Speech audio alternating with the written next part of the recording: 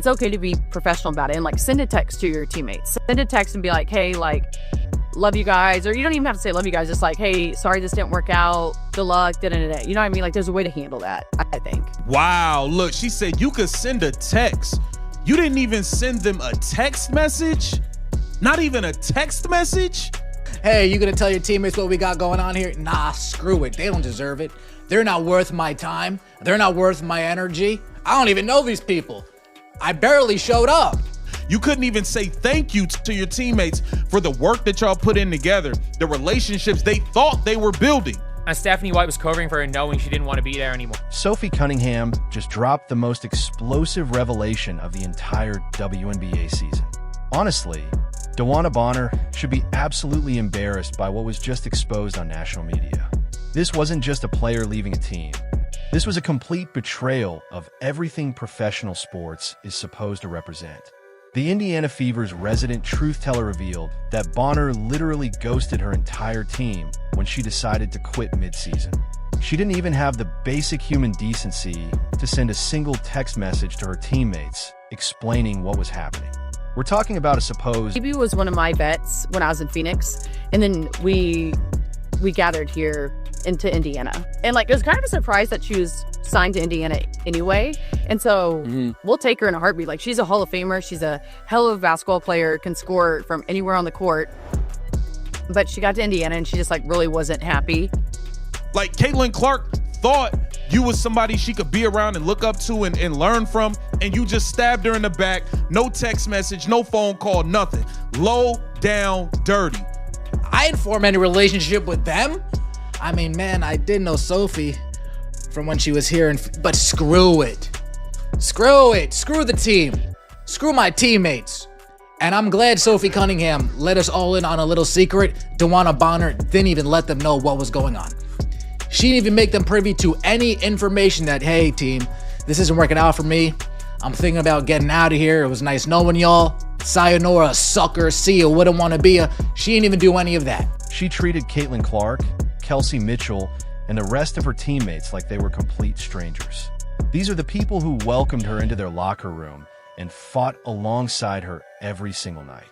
If you're absolutely disgusted by this level of unprofessionalism and you want Sophie to keep exposing the fake players in this league, smash that like button and drop. But Sophie Cunningham said, hold my beer. I got a podcast. I got this platform. I'm going to speak my mind. I'm not going to toe the company line. I'm not going to protect narratives. I'm not going to follow agendas. I'm going to tell you how it all went down. This story is about to get absolutely wild. The drama surrounding this backstabbing situation goes way deeper than anyone imagined. The way Sophie broke down exactly how dirty Bonner did the entire organization was absolutely shocking. It completely destroys any narrative about her leaving for legitimate personal reasons.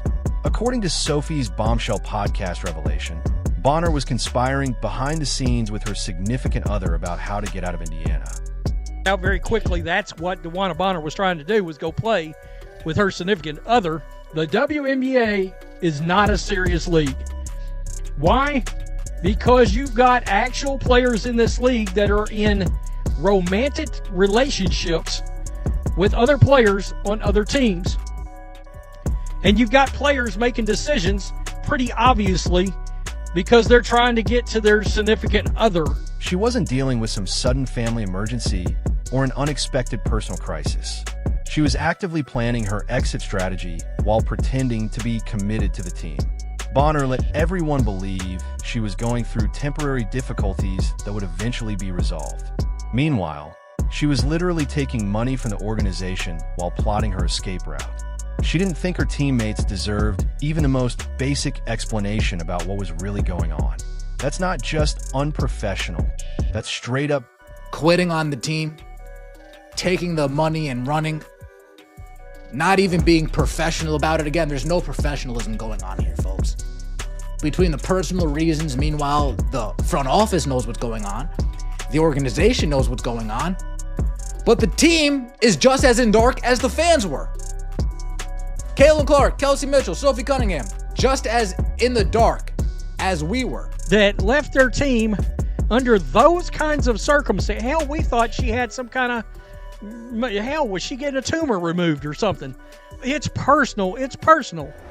No, she just didn't want to be with the organization anymore. She literally acted like a 6-year-old. Everybody like DeWanna Bonner's a legend. She's a vet. This is the most pathetic way I've ever seen.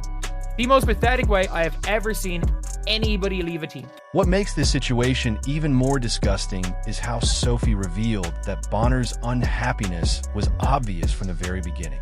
Sophie admitted it was already a surprise when Bonner was signed to the Fever in the first place. From day one, she never seemed to fit in with the team's culture or playing style. The veteran was supposed to bring leadership and championship experience to a young roster that was building something special around Caitlin Clark. Instead, she became a distraction and a negative influence. More focused. There's not a world where anybody could possibly remotely believe that there's any class to that whatsoever. Like, what are you doing exactly? Didn't tell the teammates anything. Teammates she was just sharing a locker room with, playing basketball with on the court. Here's a fully cleaned up, tightly rewritten version with corrected punctuation, spelling, and flow, same intensity, sharper delivery.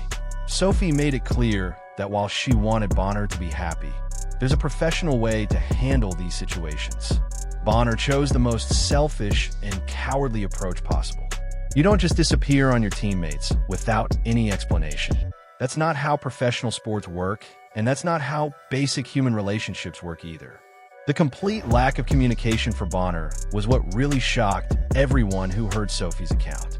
When Sophie was asked whether Bonner gave any explanation to the team about her sudden departure, her response was absolutely damning. She said there was no explanation at all when it happened. There wasn't even any private communication with individual teammates about what was going wrong or why she needed to leave. Think about how cold-blooded that is from someone who is supposed to be a veteran leader in professional sports. These women spend months together traveling, practicing, and competing at the highest level. Bonner couldn't even be bothered to send a simple text message saying she appreciated their efforts. She couldn't say the situation wasn't working out for reasons that had nothing to do with them. That's basic human decency. She couldn't even manage that minimal level of courtesy. Sophie's suggestion that a simple text message would have been the absolute minimum level of professionalism really highlighted just how low Bonner's standards were. As Sophie put it, she didn't need to send some emotional message expressing love for her teammates. A simple, "Hey, sorry this didn't work out. Good luck." And that's the crazy thing. DeWanna Bonner clearly just didn't like the players. She didn't like the Fever players. She didn't like the way things were. Just didn't like the team. So she left basically saying, "F you." Which is absolutely so. I don't care how much you hate these people. You signed up for it. You can leave. You were refusing trade, you're doing all this, and you didn't even have the decency to tell the teammates sorry it didn't work out. She saw her teammates as obstacles to her personal happiness rather than fellow professionals. They deserved honest communication about her intentions. Instead, they were met with complete silence and abandonment. The timing of Sophie's revelation makes it even more impactful. It comes at a moment when the Fever are proving they're better off without Bonner's negative energy dragging down the team. The fact that Sophie felt comfortable enough to share these details on her podcast shows just how much more unified this locker room has become. They removed the dead weight that was holding everyone back. Sophie's willingness to call out unprofessional behavior demonstrates the kind of accountability championship teams need. This is exactly what Bonner should have provided, but completely failed to deliver.